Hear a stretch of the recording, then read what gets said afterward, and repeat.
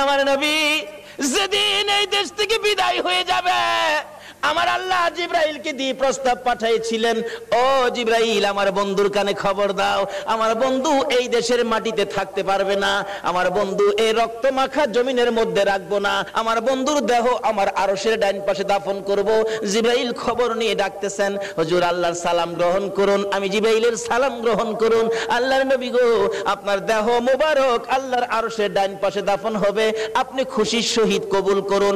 আমার নবী কোনো কথা কয় না, দুইটা চোখের পানি জর্জর করে ছাড়তেছে। জিবরাইল বলেন, ইয়া রাসূলুল্লাহ, এত সুন্দর প্রস্তাব নিয়ে আসলাম, কোনো কথা কন না, খালি কাঁদেন কেন জানতে চাই।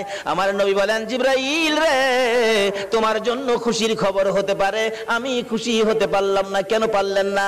রে জিবরাইল, আমার দাফন আল্লাহর আরশের ডান পাশে হবে, আমি জানতে চাই আমার গুনাহগার উম্মতের দাফন কই হবে রে? জিবরাইল বলেন, আপনার উম্মতের দাফন এই জমিনের মধ্যে হবে। আমার নবীর কান্না আরো বেড়ে গেছে। জিবরাইল, না না, সইতে পারি না, আমি আরশে থাকবো আর আমার উম্মতেরা এই জমিনে থাকবে। আমার মন মানে না, প্রস্তাব আমি রাখবো না।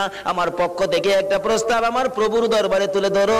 জিবরাইল রে, আমার গুনাহগার এতিম উম্মতেরা যেই জমিনে থাকবে, আমি নবী আরশে যাব না রে, আমি আমার গুনাহগার উম্মতের পাশে সেই জমিনের মধ্যে শুয়ে থাকবো। আরে দয়ালো নবী, প্রেমের ছবি আর আসবে না জগতে, আমার দয়ালো নবী, প্রেমের ছবি আর আসবে না হাসর